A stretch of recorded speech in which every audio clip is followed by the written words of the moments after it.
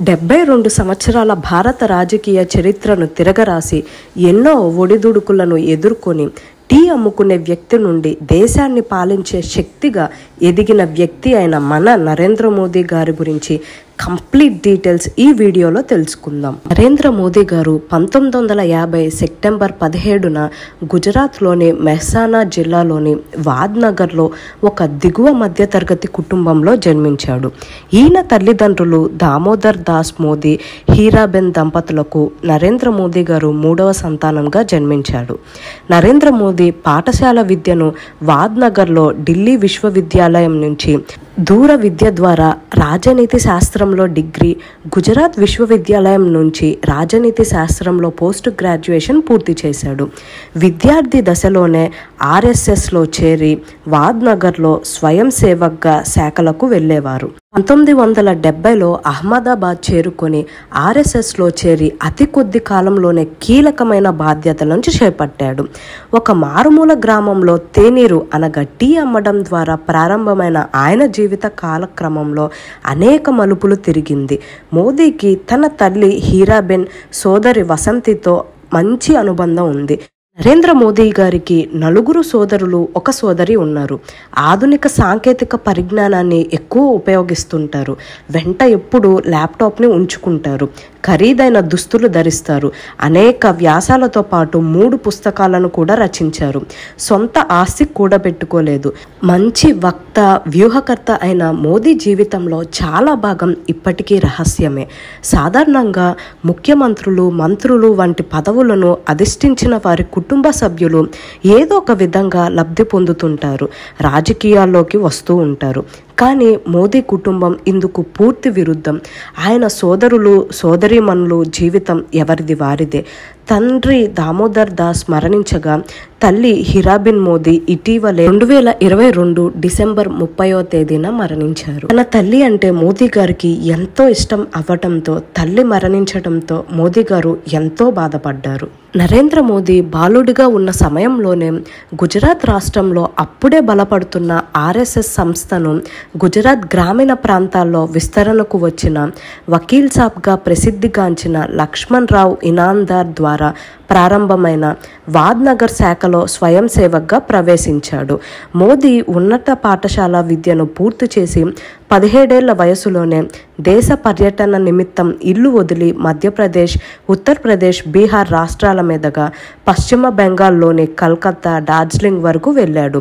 కలకత్తాలో రామకృష్ణ మఠంలో సన్యాసం తీసుకోవడానికి ప్రయత్నం చేయగా అక్కడ నిబంధనలు అంగీకరించకపోవటంతో అక్కడ నుండి బీహార్ మీదుగా అప్పటి ఉత్తరప్రదేశ్ రాష్ట్రంలో ఉన్న అల్మోరాకు వెళ్ళి రామకృష్ణ మఠం యొక్క ఆశ్రమంలో గడిపాడు.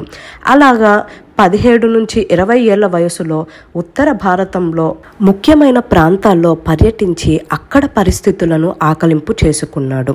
మోదీ పర్యటన ముగించుకొని స్వగ్రామమైన వాద్నగర్కు చేరి తల్లి దగ్గర దీవెనలు తీసుకొని అహ్మదాబాద్లో తన మేనమామ నడుపుతున్న ఆర్టీసీ క్యాంటీన్లో పనిచేస్తూనే తన గురువు వకీల్ సాబ్ ద్వారా తిరిగి ఆర్ఎస్ఎస్లోకి ప్రవేశించాడు. వకీల్ సాబ్ అనుచరుడిగా అనతి కాలంలోనే అహ్మదాబాద్ నగర సంఘ శాఖల్లో అందరికీ సుపరిచితులయ్యాడు. 1972లో గుజరాత్ రాష్ట్రంలో విశ్వ హిందూ పరిషత్ తలపెట్టిన సాధు పరిషత్ కార్యక్రమ బాధ్యతలు, సభ కార్యక్రమాలు వకీల్ సాబ్ తరపున విజయవంతంగా నిర్వహించి ఆర్ఎస్ఎస్ పెద్దల దృష్టిలో పడ్డాడు. 1975లో అత్యవసర పరిస్థితి విధించిన సమయంలో దేశంలోని ఆనాటి కీలకమైన జాతీయ నాయకులను సంఘ ప్రతినిధిగా కలవటంతో పాటుగా నాయకులకు రహస్యంగా దాచిపెట్టే కార్యక్రమంలో కీలకమైన పాత్ర పోషించాడు. ఆ సమయంలోనే గుజరాత్ రాష్ట్ర సంఘ విద్యార్థి విభాగం ఏబీవీపీ నాయకుడిగా బాధ్యతలు చేపట్టి విద్యార్థులను విజయవంతంగా నడిపించాడు. గుజరాత్ లోక్ సంకర్త సమితికి ఆర్ఎస్ఎస్ నేతృత్వంలో నరేంద్ర మోడీ జనరల్ సెక్రటరీగా నియమితులయ్యారు. ప్రభుత్వానికి వ్యతిరేకంగా పోస్టర్లు ప్రింట్ చేయించినందుకు ఎమర్జెన్సీ సమయంలో మోడీ అరెస్ట్ నుంచి తప్పించుకునేందుకు అజ్ఞాతంలోకి వెళ్లాల్సి వచ్చింది. 1978లో సూరత్, దానితో పాటు వడోదర ప్రాంతంలో ఆర్ఎస్ఎస్ సంభాగ్ ప్రచారకగా బాధ్యతలు అందుకున్నారు. 1979లో ఆర్ఎస్ఎస్ కోసం పనిచేసేందుకు 1979లో ఢిల్లీ వెళ్లారు. ఎమర్జెన్సీ సమయం గురించి RSS వర్షన్ ప్రకారం పరిశోధించి రాసేందుకు గాను మోడీని నియమించారు. 1986లో LK అద్వానీ తర్వాత బీజేపీ ప్రెసిడెంట్గా నియమితులయ్యారు. అదే సమయంలో RSS బీజేపీలోని ప్రముఖ స్థానాల్లో అభ్యర్థులను నిర్దేశించింది. మోడీ గారు 1987లో గుజరాత్ యూనిట్కు బీజేపీ తరపున ఆర్గనైజింగ్ సెక్రటరీగా ఎన్నుకోబడ్డారు. 1990లో రామ్ రథ్ యాత్ర జరుగుతున్న సమయంలో LK అద్వానీకి మోడీ సహకారం అందించారు.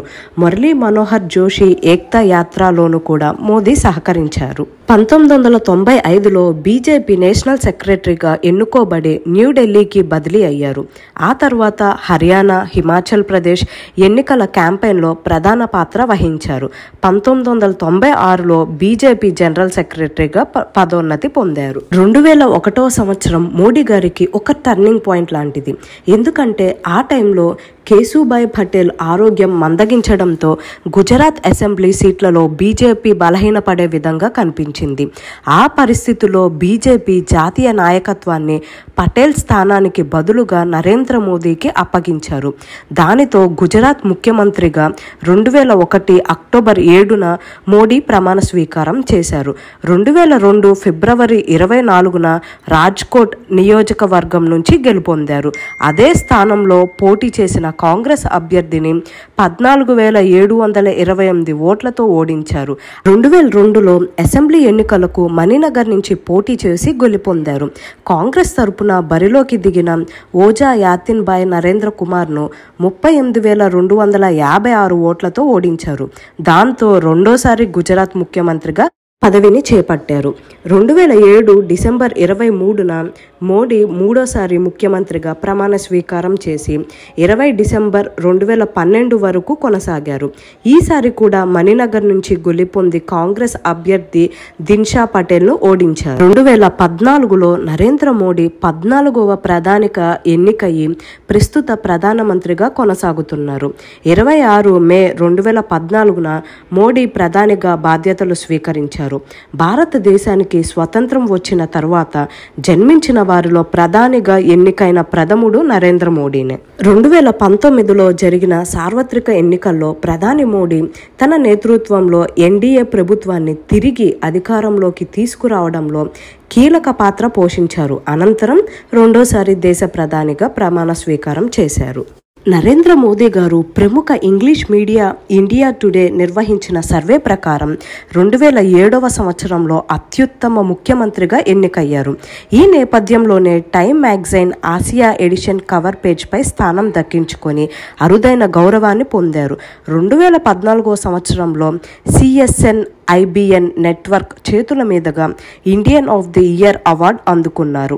అంతేకాక 2014, 2015, 2017 సంవత్సరాలకు గాను టైమ్ మ్యాగజైన్ గణనాల ప్రకారం అత్యంత ప్రభావితమైన 100 వ్యక్తుల్లో ఒకరిగా నిలిచారు.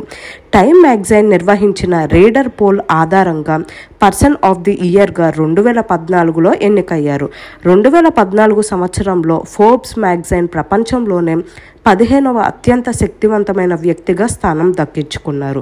దాంతో పాటుగా 2015, 2016, 2018లకు గాను ప్రపంచంలోనే 9వ అత్యంత శక్తివంతమైన వ్యక్తిగా నిలిచారు. ఫోర్బ్స్ మ్యాగజైన్ వార్షికంగా నిర్వహించే ప్రపంచంలోనే గొప్ప నాయకులు జాబితాలో 5వ స్థానంలో దక్కించుకున్నారు. మోడీ నాయకత్వంలో భారతదేశం దినదినాభివృద్ధి చెందుతూ 2018కి వ్యాపార రంగంలో వరల్డ్ బ్యాంక్ లెక్కల ప్రకారం 100వ ర్యాంక్ను దక్కించుకుంది. అన్నీ కూడా నరేంద్ర మోడీ గారి ఘనతలు. దేశాన్ని శాసించే స్థాయికి వెళ్ళాడు అనే కన్నా దేశాన్ని రక్షించే స్థాయికి వచ్చాడు అనే సగటు భారతీయుడు భావన. ఇది అండి నరేంద్ర మోడీ గారి కంప్లీట్ డీటెయిల్స్. మీకు కనుక ఈ వీడియో నచ్చినట్లయితే లైక్ చేయండి, షేర్ చేయండి. అలాగే ఇలాంటి ఎన్నో ఇన్ఫర్మేటివ్ వీడియోస్ కావాలనుకుంటే నా ఛానల్ని సబ్స్క్రైబ్ చేసుకోండి. Thank you for watching.